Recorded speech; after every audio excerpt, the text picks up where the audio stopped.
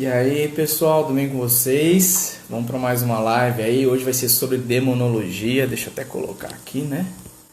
Demonologia. Demônios. Deixa eu colocar aqui, publicar. Sejam bem-vindos.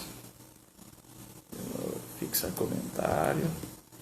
Sejam todos bem-vindos. Vamos aqui. Deixa eu já convidar o pessoal. Só aguardando o Júnior entrar. Hoje a live vai ser muito interessante. Júnior, boa noite, tudo bem? Boa noite, tudo bem com você? Graças a Deus, seja muito bem-vindo. E, gente, antes de mais nada, já vai clicando no aviãozinho aí, já vai mandando essa live para os teus amigos, para outras pessoas, e vai confirmando para a gente também, fazendo favor, se o nosso áudio tá bom, né, Júnior? Isso, eu estou ouvindo muito bem aqui. Espero que você na sua casa também possa estar nos ouvindo e que nessa noite nós possamos ser instrumentos, né? Instrumentos na mão de Deus para evangelizarmos. Cada um da sua casa, do seu lugar, do seu cantinho, e usar o celular para fazer o bem, né? Como instrumento na mão de Deus. Isso aí. E, gente, nós já vamos aqui começar, então, se apresentando, né? Antes de mais nada. Meu nome é Guilherme, né, tenho 28 anos, sou casado, né? Minha esposa é chamada Camila, e tenho um filho chamado Bento, né?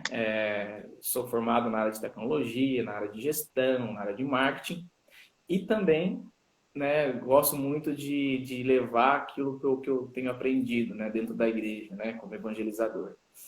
Júnior, se apresente para a galera. Muito bem, para quem não me conhece, meu nome é Júnior César Cherubini. O meu sobrenome é um sobrenome que se refaz aos anjos, né? Uma das hierarquias angélicas Sim. é chamada de querubins, né? O meu sobrenome é Cherubini. Eu tenho 45 anos, sou casado com a Kelly. Nós participamos da paróquia Maria Mãe, aqui em Marília. Eu sou formado em filosofia e teologia e eu tenho mestrado em teologia patrística. Eu resido aqui em Marília há 3 anos. Eu tenho um filho do coração que se chama João Hugo. Eu faço parte dos ministros, né? Eu sirvo aqui na paróquia Maria Mãe como ministro da Eucaristia e também faço parte do acampamento. E é isso, resumindo é isso. Você falando da patrística aí, né? Com a especialização em Santo Agostinho ainda, né? Isso, exatamente. Para quem nunca ouviu falar nesse nome patrística, se refaz aos padres da igreja, né? Que são todos aqueles padres, bispos, pessoas que tiveram uma espiritualidade muito profunda e que viveram lá nos primeiros séculos da igreja, né? Dentre eles, os mais conhecidos, Santo Agostinho, Santo Ambrósio, enfim, tem muitos, né? E assim, a minha especialidade é Santo Agostinho. E para quem não viu ainda, atrás de mim ali, ó, tem a Sagrada Família. Bom. E para quem não viu, atrás de mim aqui, ó, tá a bonitona ali, ó. Ó, você viu? A bonitona e o Padre Pio lá, ó, do ladinho, ó. Isso aí. Estamos bem, como é que é? Bem protegidos, né? Protegidos e acompanhados. Porque hoje o assunto é mais embaixo. Então, gente, quem puder aí, já vai clicando no aviãozinho, encaminhando para os teus amigos, né, para ajudar essa live a chegar a mais pessoas, tá? Vamos começar, Júnior? Vamos lá. Eu gostaria de começar esse nosso essa nossa live, esse nosso bate-papo, fazendo a citação da palavra de Deus, que está lá em Filipenses, capítulo 2, do versículo 6 a 11, aonde São Paulo nos fala que ao nome de Jesus se dobre todo o joelho, no céu, na terra e nos infernos, e toda língua confesse para a glória de Deus Pai que Jesus Cristo é o Senhor. Então, que fique bem claro, primeira coisa, nós jamais devemos ter medo do demônio, porque o demônio também, como diz São Paulo aqui aos Filipenses, o demônio também é convidado, ele é ordenado e ele deve obedecer, ele deve se prostrar diante de Jesus, né? Inclusive, a primeira situação, condição que nós temos que deixar bem clara é que o demônio, ele é um eterno derrotado, ele já foi derrotado. E ele sabe disso. Então, constantemente nós temos que lembrar isso para ele. Ele já foi derrotado.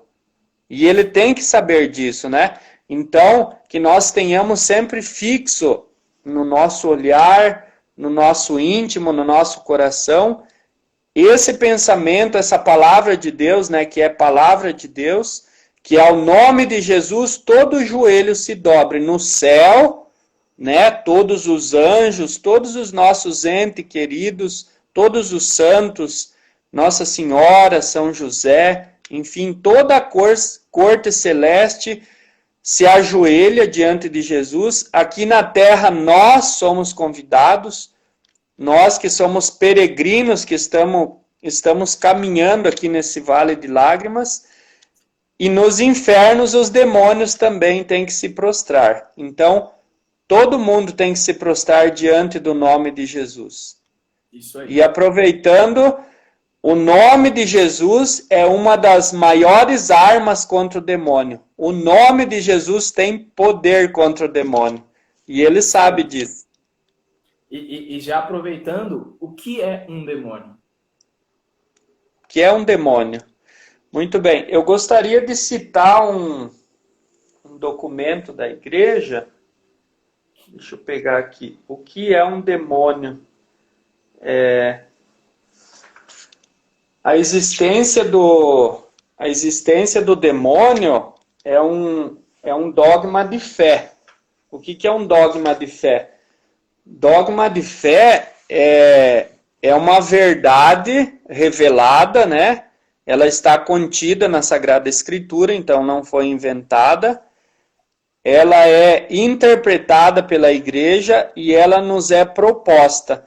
Então, a existência do demônio é um dogma de fé.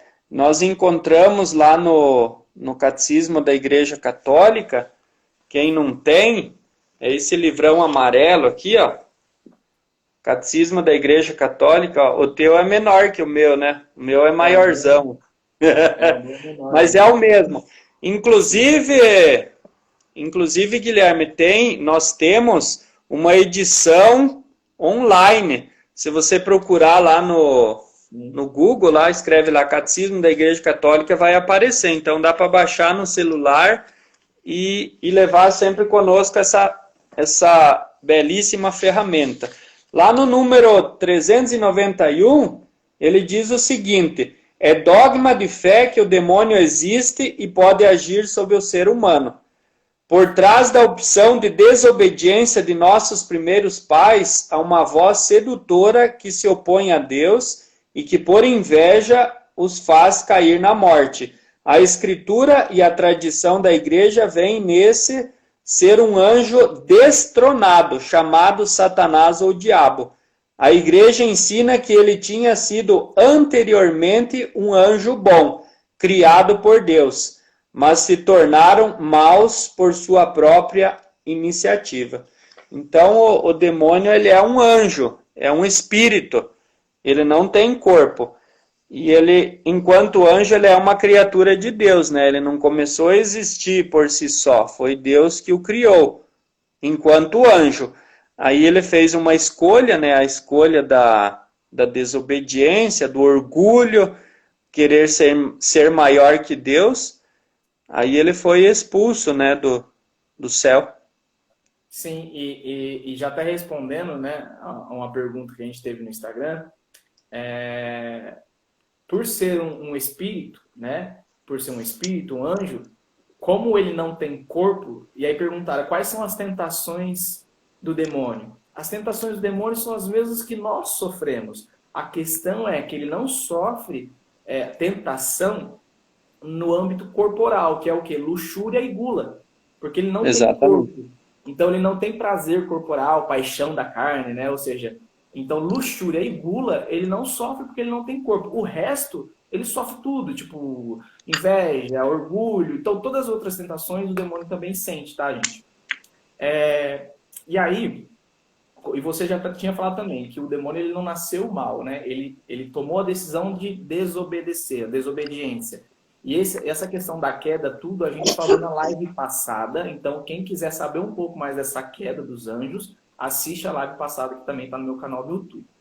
E aí, Exatamente. E eu queria só, Guilherme, aqui ressaltar que hoje, assim, na nossa sociedade, inclusive, tem alguns expoentes da igreja, sem citar nome de ninguém, né?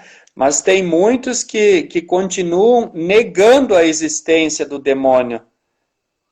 Muitos negam a existência do demônio. E o Catecismo da Igreja Católica, né, que é um documento oficial da Igreja, lá no número 391, vem nos dizer que é um dogma de fé. Então, nós, enquanto católicos, enquanto membros da Igreja, nós somos chamados a crer nessa verdade que nos é oferecida. Ou seja, que o demônio realmente existe. E assim, uma das maiores artimanhas do demônio é nos fazer pensar que ele não existe, né? Essa é a principal cilada dele. Ele fica muito feliz em saber disso. isso. E aproveitando, né, da live passada sobre a hierarquia, que tem os serafins, os querubins, os tronos, dominações, virtudes, potestades, principados, arcanjos e anjos. A gente já passou sobre isso, né? E hoje teve uma pergunta, a pessoa falando que se Lúcifer era um arcanjo ou não. Não. Lúcifer está mais para um querubim, né? A igreja não tem uma fala oficial em cima disso, né? Mas a gente explicou isso na live passada também, tá? E aí eu já então faço uma pergunta para você. Todos os demônios são iguais, né? Porque a gente tinha Não. conversado sobre isso, que uns amam, uns odeiam mais, uns odeiam menos, assim como os anjos, uns amam mais, outros amam menos, né? Então, não são todos iguais, né? Exatamente assim. Ó, como você falou da hierarquia angélica, que são 9, né? Isso. 3 e 3, 3, 3.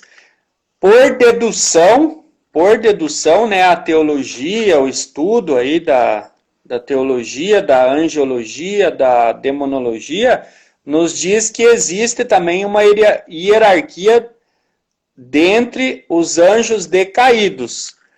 E assim, o que distingue um do outro é o conhecimento. Assim como, por exemplo, na hierarquia angélica, tem aqueles que têm o dever de ficar louvando, rezando, agradecendo a Deus o tempo todo, com certeza, dentre os anjos decaídos, tem aqueles que ficam adorando Satanás o tempo todo, digamos assim. A gente não tem um termo para dizer, né? Porque na eternidade não existe o tempo. E assim também como tem dentre a hierarquia angélica aqueles anjos que executam ordens, também dentre os anjos decaídos tem aqueles que obedecem aos outros e executam as ordens. Mas acima de todos está Lúcifer, né? Sim. E é interessante, né? Porque existem aqueles que odeiam mais e odeiam menos. E quanto mais você odeia a Deus, mais distante você está dele, que é uma escolha tua. Exatamente. E E aqui, ó, só para lembrar, Lúcifer é um anjo decaído, ele foi expulso, né? E segundo os padres da igreja, como eu tenho essa formação, os padres da igreja nos ensinam, não é um dogma de fé, mas é um ensinamento deles, né? O lugar que era ocupado por Lúcifer no céu, hoje esse lugar é ocupado por São José. Ele interessante. ocupava um lugar muito importante, um lugar não, na verdade nós não temos termos, né, para falar dessas realidades, então nós usamos os nossos termos, né, mas assim, Sim. o lugar, a posição que ele ocupava, hoje é ocupada dignamente, né, por São José, esposo de Maria, pai de Jesus. Lindo isso, Sim. né? Bonito. E já aproveitando, os nomes, né? Em questão de título de curiosidade, fala pra gente quais são os nomes que hoje existem, né? Porque hoje, nos anjos, a gente conhece os nomes de Gabriel, Rafael, Miguel, né? Só que através de alguns exorcismos que a gente já vai falar depois, né, um pouco disso, nós Sim, fomos tendo algumas revelações através de padres exorcistas de alguns nomes, né? Quais são sim. os nomes? Na verdade, a própria Sagrada Escritura fala de alguns, né? Por exemplo, o mais conhecido é Diabo. Diabo, depois tem Belzebu. Belzebu nos evangelhos aparece muito. Demônio, Jesus usa muito esse termo, demônio. Lúcifer. Lúcifer é o mais conhecido de todos, né? Aí nos exorcismos apareceu, por exemplo, Belial, Asmodeu, Lilith, Apolion, Belzebu, enfim, esses aí são os mais conhecidos, mas tem muitos outros, né? E assim, esses nomes não foram inventados, tá? Alguns estão na Sagrada Escritura, na Revelação, e outros, como você bem notou, eles aparecem durante exorcismos, né? Onde o próprio Espírito fala o seu nome. Sim. E eles conhecem o futuro? O diabo ele consegue ver o futuro assim? Não, o futuro somente Deus conhece, somente Deus sabe o futuro, né? Inclusive tem algumas coisas que Jesus deixa bem claro no Evangelho que nem mesmo ele sabe, né? Somente Deus Pai conhece. Então, o demônio ele não pode prever o futuro, não pode. Na verdade, ele pode adivinhar. Ele tenta adivinhar através do passado, através de situações que aconteceram, através de situações da família, através de situações do ambiente onde a pessoa vive. Ele pode adivinhar, mas ele não sabe. Somente Deus sabe. Então, esse negócio de encartomante, isso, aquilo para adivinhar o futuro, isso aí de bom não tem nada. Isso aí é E, só jogar tempo e dinheiro fora, literalmente. sim, e é interessante que você falou dessa questão de adivinhar, de tentar prever. Eles tentam porque, assim, o anjo, ele é muito mais inteligente do que nós, tem muito mais vivência e experiência do que nós, porque eles já estão aqui há muito tempo, e eles têm uma grande capacidade de observar as coisas, né? Então, ele também consegue enxergar padrões, assim como nós enxergamos. Então, como ele é muito mais evoluído, então ele consegue saber um pouco como vai ser o futuro, mas por causa de padrão, de Isso. observação. Mas saber, porque ele sabe, não, só Deus sabe, né? Então, isso que a gente tem que deixar muito bem claro. Sim, até porque tem atrás disso tudo o nosso livre-arbítrio, né? Sim, Inclusive, porque assim, a teologia e Santo Agostinho nos ensina que nós somos predestinados ao bem. Então, Deus nos criou, nos predestinando a fazer sempre o bem. Mas, como o pecado entrou no mundo, nós temos a tendência, nós temos a fraqueza em cometer o mal. Então, existe a predestinação para o bem e a tendência em fazer o mal.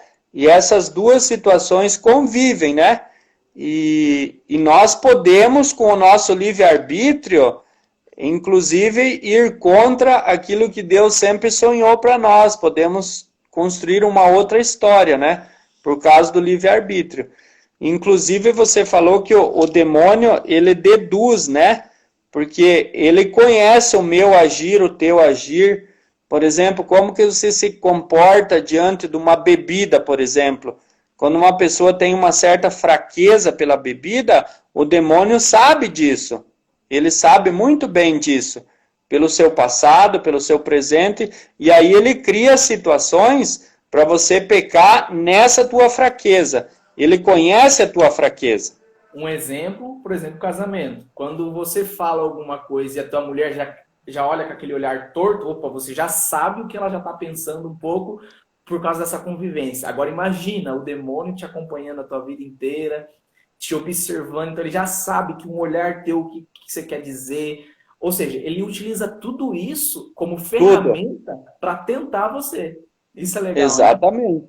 É isso aí, é isso que ele faz. Esse é o modus operantes dele. Sim, e até aproveitando, já tem até uma pergunta atrelada a isso, né? Quantas tentações procedem do demônio, né? Quantas tentações procedem do demônio? Olha, a maioria das tentações procedem de nós mesmos, né? Porque eu não digo que o demônio é um coitado, mas hoje, assim, ó, a maioria das tentações, as pessoas, a gente costuma atribuir a ele, mas na maioria das vezes o demônio não tem nada a ver com isso. Porque assim, ó, um exemplo que nós demos da bebida, se eu tenho consciência que eu sou fraco para a bebida, eu vou fugir às ocasiões próximas de pecado. Inclusive lá no ato de contrição, que aqui no Brasil não se tem muito o costume de rezar o ato de contrição, mas na Itália, por exemplo, eu lembro quando eu morava lá, depois da confissão, o padre sempre pedia para rezar o ato de contrição. E lá no ato de contrição a gente reza, prometo com a tua santa ajuda fugir às ocasiões próximas de pecado. Então, a maioria das vezes somos nós que provocamos, nós que nos colocamos em tentação. E aí o demônio se aproveita e o pecado acontece, né? E assim, Deus ele não tenta ninguém. Deus, ele cria situações para que nós possamos crescer, né? Deus nos coloca em determinadas situações para nos fazer amadurecer, crescer na fé, nos aproximar dele, mas jamais para pecar. Quem cria ocasiões para nos fazer pecar é o demônio, que é muito diferente. E você mesmo me disse, né, esses dias, enquanto a gente conversava, né, em referente a essa questão da tentação, tudo, Santo Agostinho, né, falou, o demônio é como um cão preso na coleira. Cristo o prendeu, só morde quem dele se aproxima. Ou seja, ele está preso. Ele só morde daquele que se aproxima, né? Ou seja, é totalmente a nossa liberdade mesmo. Na verdade é isso mesmo. Jesus com a sua vida, paixão e morte encolerou, digamos assim, o demônio, né? E ele sabe disso. E nós temos que lembrar ele constantemente. Só que assim, a gente não pode ser tão ousado de se aproximar, né? Porque o demônio, ele é extremamente inteligente, astuto, né? Como diz São Pedro, é como um leão que ruge procurando a quem devorar. E só é devorado quem chega perto, senão... Sim, e é uma realidade. Ele é muito mais inteligente do que nós, né? E muito mais poderoso do que nós. Eu gostei muito do que você me falou também. Se Deus permitisse que Satanás ele fizesse o que ele quisesse, a humanidade já estava extinta fazia tempo. Você sabe quem falou isso ou não? Quem falou? Não sei. Você não sabe? Não. Sério que você não sabe? Sempre ele, Santo Agostinho. Você me falou, é que eu não quero... né? Santo Agostinho, ele fala que se Deus permitisse que o demônio atuasse assim com toda a sua força, com todo o seu conhecimento, ele levaria todo mundo para o inferno. falando em palavras assim claras, levaria todo mundo para o inferno, mas Deus não permite, jamais. Ou seja, então a gente já entra naquela questão. Tudo o que acontece, tudo que o demônio faz é devido a conforme a permissão de Deus. Satanás não faz nada sem a permissão de Deus, certo? Tudo que ele faz no mundo é porque Deus permite. Exatamente. Inclusive lá na carta de Tiago, o apóstolo fala assim, ó, considerai uma grande alegria, meus irmãos, quando tiverdes de passar por diversas provações, pois sabeis que a prova da fé produz em vós a constância. Então o apóstolo, ele agradece quando for tentado, provado, porque ele sabe que é uma oportunidade, é uma escadinha para subir cada vez mais para Deus, né? São formas de adquirir virtudes, né? É uma leitura totalmente diferente, né? A gente não pode ver a tentação somente como algo que nos conduz ao pecado. Porque a tentação, a provação, ela tem muita coisa boa, porque quem consegue superar, passar, se torna uma pessoa diferente, melhor, se aproxima mais de Deus, né? Se conhece mais. Sim, e tanto que a tentação, ela te dá a oportunidade, justamente o que você falou, ela te dá a oportunidade de adquirir virtude. Sem a tentação, sem a provação, a gente não conseguiria ter virtudes, né?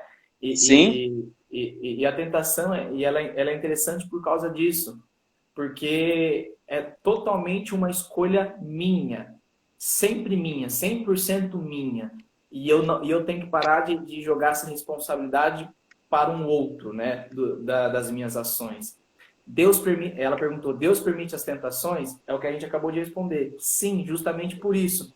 Deus permite as tentações para que nós tenhamos a escolha de ou nos santificarmos mais, negando a tentação, renunciando à tentação, ou pecarmos mais, aceitando a tentação. A tentação é um pecado? Não. Não. Porque a tentação é você está sendo tentado a algo. Agora, se você cede à tentação e faz aquela atitude e conclui, aí sim você pecou. Né? Então, a tentação não é pecado, mas é uma forma de te ajudar a ter mais virtudes ou colecionar mais pecados. Exatamente. Inclusive, Jesus começou a sua vida pública logo depois de receber o batismo. Ele foi conduzido ao deserto, como diz o Evangelho de Marcos, para ser tentado. Tipo assim, ele foi revestido, recebeu a armadura e foi para a guerra, né? Para nos ensinar, ó, antes de lutar, você tem que se revestir, tem que rezar, tem que se abastecer, aí depois você vai lutar. E assim, em Jesus, nós também somos tentados. E como Jesus venceu as tentações, nós também somos vencedores. É só a gente lembrar disso, é muito simples. Certeza. Show de bola. Vamos começar agora a ir um pouco mais a fundo nas coisas? Vamos lá. Vamos lá. Aqui é para a gente só dar uma introdução para vocês entenderem um pouquinho do que é o demônio, as tentações, tudo. Já vou mandar uma logo de cara aí para você. É possível fazer um pacto com um demônio? Sim, é possível. Inclusive, eu gostaria de estar mostrando esse livro aqui, ó. Esse livro aqui, você também tem aí 2 livros, ó. Se chama Suma Demoníaca, que foi escrita pelo padre José Antônio Fortea, Tratado de Demonologia e Manual de Exorcistas. Nós podemos dizer que esse livro é a principal ferramenta hoje para quem quer estudar, conhecer mais a fundo sobre esse tema da demonologia, né? Então, eu recomendo ter esse livro, é muito bom. E ele é escrito em forma de perguntas e respostas, né? E, inclusive, uma das perguntas é essa aí, é possível fazer um pacto? Com certeza que é, né? Porque o demônio, mesmo sem nós o convidarmos, ele está sempre ao nosso redor, né? E aqui eu aproveito para abrir um parêntese. O demônio, por ele ser espírito, ou melhor, os demônios, eles estão em todas as partes, né? Ele não está num lugar, ele está em todas as partes, se move rapidamente, né? Então, nós não o convidando, ele já vem. Imagina se nós o convidarmos. Fazer um pacto significa fazer um acordo. Então, se nós fizermos um acordo, a nossa vida vai ser igual ao agir do demônio, né? Nós vamos odiar Deus, nós vamos fazer tudo aquilo que é contrário à vontade de Deus, nós vamos se tornar demônios, digamos assim, né? Então é possível fazer um pacto, com certeza. A gente só não vai falar como aqui, porque a gente não é imprudente, né? Porque vai saber o que as pessoas têm na cabeça aí. Padre Adriano, essa diferença a gente vai responder depois, né, o Júnior? O Padre Adriano está perguntando qual é a diferença de obsessão e possessão. Mais pra frente a gente já vai responder sobre isso aí, tá? Depois nós vamos responder, sim. Isso. E o demônio, ele pode fazer um milagre? Vamos lá. O que nós entendemos por milagre? Antes de tudo, vamos definir a palavra milagre. Milagre é algo grandioso, algo que transforma. Por trás do milagre existe uma transformação de algo que era errado se torna certo. Algo que estava incorreto se torna correto. Algo que estava doente se torna sarado, curado? Curado, sarado, digamos assim, né? Então, algo que não existia e passou a existir. Isso, exatamente, é isso que eu queria dizer. Quem pode realizar milagres e portentos é somente Deus, porque por detrás do milagre existe sempre uma criação. Algo que não existia e passa a existir. E a única pessoa que tem esse poder, essa capacidade de realizar isso, é somente Deus. O que o demônio faz? O demônio, ele realiza prodígios, portentos, mas não milagres. O demônio, ele pode transformar algo que já existe, mas ele não pode fazer nada existir. Até porque ele é uma criatura. E como criatura, ele não pode criar nada. Inclusive tem, se eu não me engano, é Martim Lutero que fala que o demônio, ele é o macaco de Deus, digamos assim, que ele copia tudo. Ele não cria nada, ele copia. Como ele não consegue criar, fazer, ele transforma. Ele é um eterno copiador.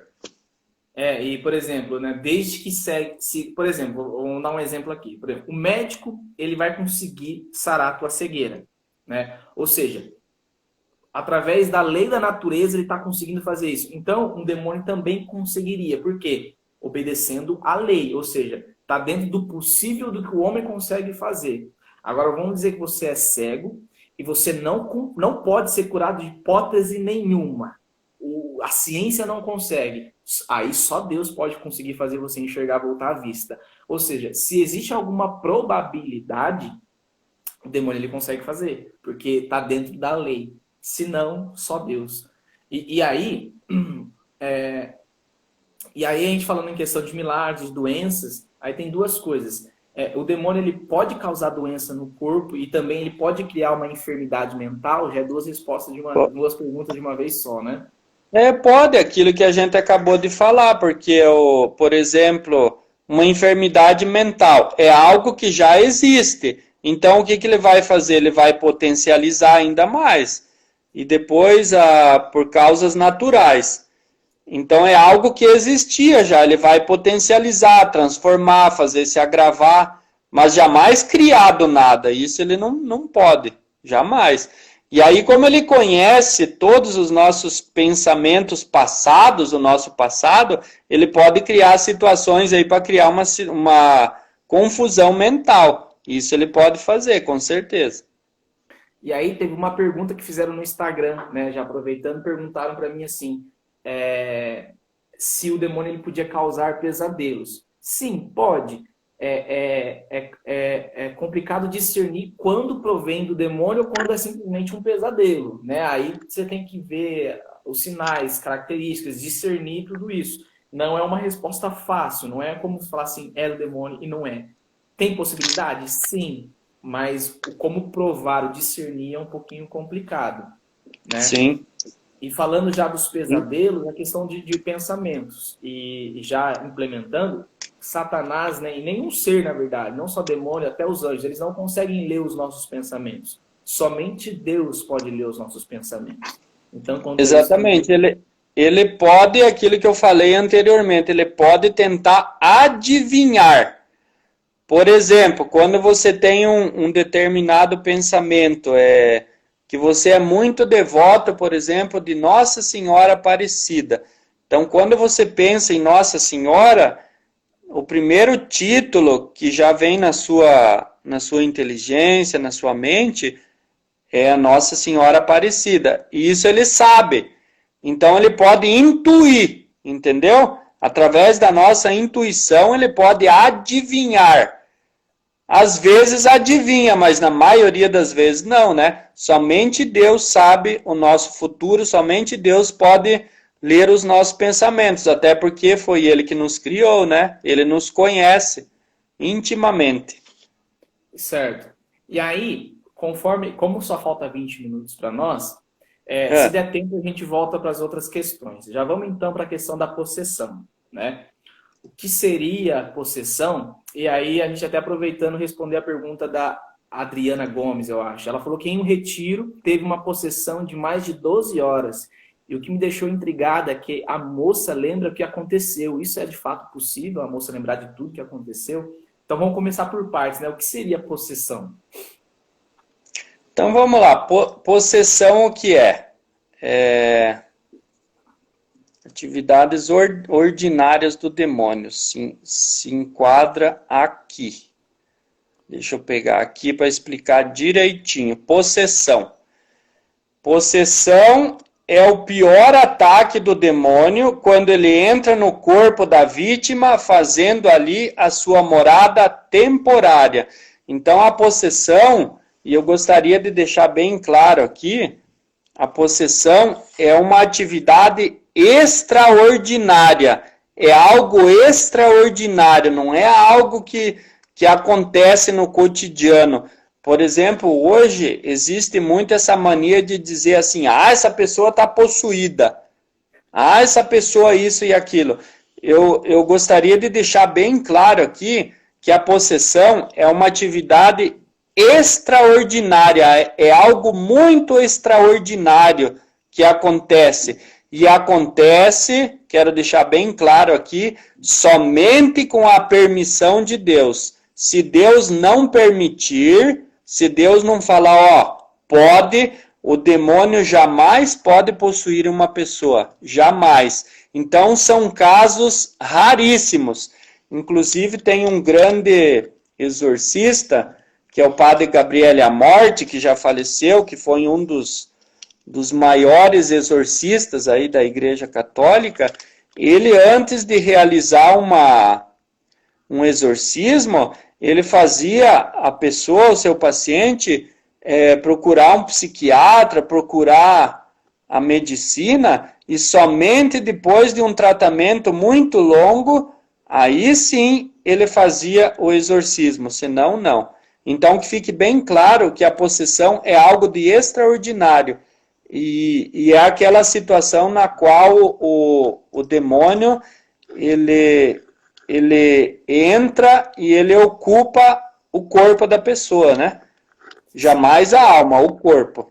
Isso, e é isso que eu ia até falar. O demônio, ele não toca na alma do possuído. Ele só controla somente o corpo. Só isso. A pessoa Sim. não tem controle do corpo dela, das atitudes dela, do que ela fala, do que ela faz. Mas ela consegue também, depende da possessão. Tem gente que consegue lembrar de tudo que aconteceu. Tem gente que não consegue lembrar de tudo que aconteceu. Justamente por quê? Porque ele não toca na alma, ele só toca no corpo, ele só possui o corpo. Né? E aí já vem aquela pergunta que a gente já vai até responder. Pô, se a possessão acontece só por causa da permissão de Deus, então por que Deus permite? Alguns motivos são que mostra a verdade, né, da Igreja Católica, é a punição dos pecadores, é o benefício espiritual dos bons e produz saudáveis lições para os homens. Porque, por incrível que pareça, uma pessoa que é possuída, geralmente, quando ela é exorcizada, ela se santifica cada vez mais. Ela se converte de uma maneira que, às vezes, eu e você não. Então, é uma forma de mostrar o tamanho do amor e do poder de Deus. E assim, e quais são essas causas de possessão? A causa é, por exemplo, antigamente mesmo existia muito pacto com o demônio, isso causa possessão. Assistir sessões a cultos satânicos ou ritos de crenças ocultas. Que uma criança tenha sido oferecida por sua mãe a Satanás. Maldição, né? Tanto tem um caso aqui, né, que ele conta que tem uma menina que, pela maldição de um ex-namorado dela, ela foi possuída, porque ele lançou uma maldição. E aí eles tiveram que achar, entender o histórico da vida dela, tudo certinho, para poder fazer o exorcismo, né? Tem outros motivos também, né? O pecado, mas assim, um pecado, realmente você está em momento de pecado, tá em contato mais próximo, assim. Então, são algumas causas que acontecem as possessões. E Deus sempre permite. Deus permite por causa da nossa conversão, para mostrar o tamanho do amor, do poder dele. Então, assim, o padre... é permissão de Deus. Pode falar. O exorcista José Antônio Fortea, que é o autor da Suma Demoníaca, ele fala assim, que a única resposta ao porquê Deus permite tal coisa, né, a possessão, é a própria purificação e a santificação. Esses são os motivos, né? E aqui, para complementar, eu gostaria de falar sobre a atividade extraordinária do demônio, né? Porque a atividade ordinária do demônio é a tentação. Ele se serve da tentação e no dia a dia é o seu café com leite, o pãozinho ali de todo dia é a tentação, atividade ordinária. Atividade extraordinária, nós falamos de uma, né, que é a possessão. Aí existe uma outra que se chama infestação local, que ele pode infestar animais, plantações, né, para causar danos e criar confusão, né, exatamente, criar confusão no dia a dia. Depois existe uma outra manifestação extraordinária que se chama aflição, que inclusive está na pergunta que o padre Adriano fez. A aflição é quando o demônio ele tem ataques externos, né? São ataques externos do diabo em determinadas pessoas, inclusive santos. E aí tem vários exemplos. Dom Bosco, por exemplo, Padre Pio, Santa Teresinha, Santa Teresa. Então o diabo ele tenta aborrecer, perturbar e levar a pessoa ao desespero para que a pessoa peque, né? Depois da possessão nós já falamos. E o último é a opressão. Inclusive o Padre Adriano falou ali. A opressão... Ele perguntou a diferença de obsessão e Então, obsessão ou opressão é a mesma coisa. Obsessão ou opressão é quando o diabo ele está direcionando seus ataques de maneira específica. Por exemplo, na área mais fraca da pessoa, né? Todos nós temos uma área mais fraca da nossa personalidade e o diabo ele sabe qual é. Então isso aí se chama obsessão e opressão, né? Então, resumindo, temos a possessão, quando o demônio ele domina o corpo. Aí nós temos a obsessão e a opressão, quando o demônio ele ataca uma área bem específica. Depois nós temos a aflição, que são ataques externos. E depois nós temos as infestações. Então, essas 4 são as atividades extraordinárias do demônio. E ele só as usa com a permissão de Deus. Porque os santos, eles foram atacados pela aflição, pela obsessão, porque Deus permitiu. Se Deus Por não permitiu, o demônio não pode fazer nada. Por exemplo, temos dois casos, Padre Pio e Santo Antão. Padre Pio brigava com os demônios, apanhava dos demônios, né? Isso se chamaria o quê? Obsessão? Aflição. Aflição. E tem Sim. Santo Antão. Santo Antão também brigou com o demônio, né? Tanto que ele chamava por Jesus a todo momento. Jesus, me ajuda, me salva. E aí chega uma hora que o demônio se afasta e Jesus se apresenta para ele. Ele fala, pô, Jesus, eu pedi ajuda sua e você não veio me ajudar. Você me deixou apanhar. Por que você fez isso? E aí Jesus olha para ele e responde, porque eu gosto de te ver lutar. Então, Né? Isso. essa aí já é mais opressão. Opressão e obsessão, que foi o que o padre Adriano perguntou ali.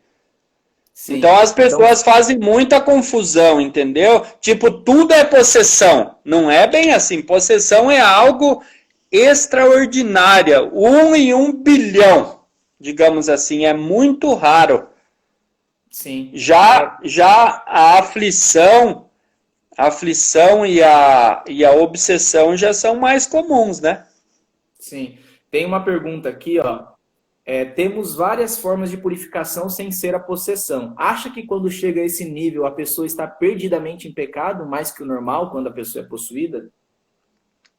Não, então, quando a pessoa é possuída, ela não é responsável pelos seus atos.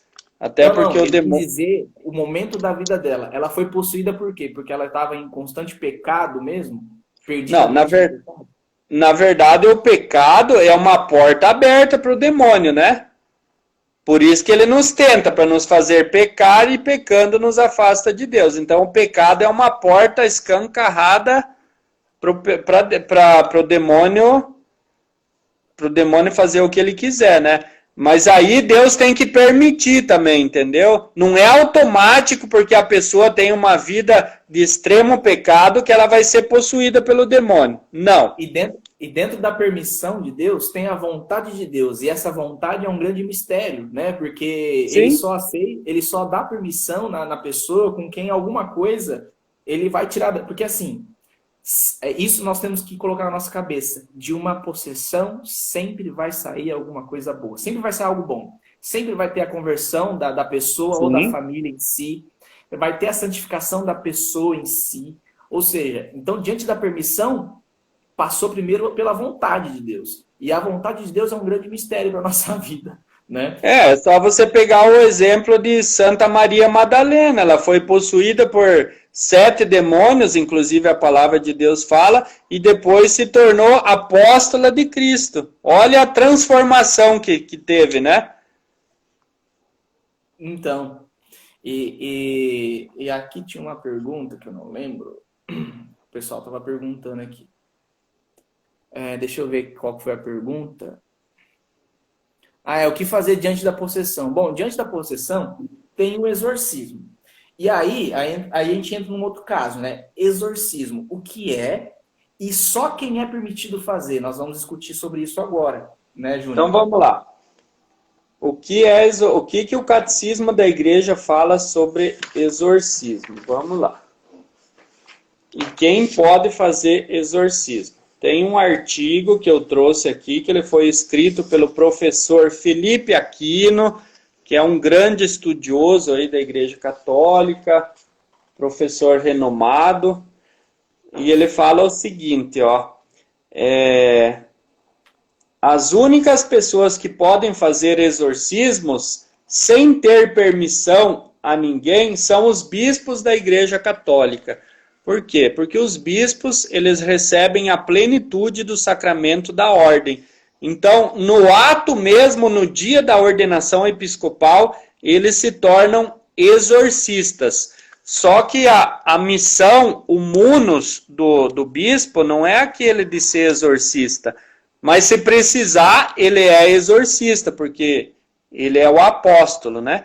Então, o único que não precisa pedir permissão para ninguém é o bispo, daí por consequência os cardeais e o papa. Só esses. Isso só para falar, tá? Isso tá no catecismo, no parágrafo 1673, tá, pessoa? Tá, galera? Para vocês pegarem referência aí. Tudo que ele tá falando ali tá no catecismo, tá bom? Exatamente, lá diz o seguinte, ó, quando a igreja faz em nome de Jesus Cristo e através de um ministro ordenado para proteger e afugentar o demônio de uma pessoa ou coisa, fala-se de exorcismo. E depois também nós temos uma citação do Código de Direito Canônico, lá no número 1172, que é outro documento da igreja, né? Ninguém pode legitimamente fazer exorcismos a não ser que tenha obtido licença peculiar do ordinário local. Então, naturalmente o bispo, ele é exorcista, e depois um padre que tenha recebido o mandato expressamente e por escrito, ele pode fazer os exorcismos em nome da igreja. Somente nessas situações. Fora disso, nós não podemos falar de exorcismo como verdadeiro e tal, né? Aí nós falamos de libertação. Oração de libertação, né? Mas Oração aí, de só para complementar, Júnior, porque aí as pessoas podem chegar e falar assim, tá, mas na Bíblia Jesus deu autorização para os apóstolos ir lá e expulsar os demônios do corpo. Ou seja, mas os apóstolos são considerados o que hoje na igreja? Os bispos, né? Então, e Jesus falou claramente, tu és Pedro e tudo aquilo que ligares na terra será ligado no céu. Tudo aquilo que desligares na terra será desligado no céu. E o demônio, ele sabe muito bem disso. Então, ele gosta quando as pessoas desobedecem, entendeu? Tipo assim, você pode fazer um exorcismo, você até pode fazer, mas o demônio sabe disso, que você está desobedecendo uma norma, uma lei da igreja, a igreja que é intérprete da Sagrada Escritura.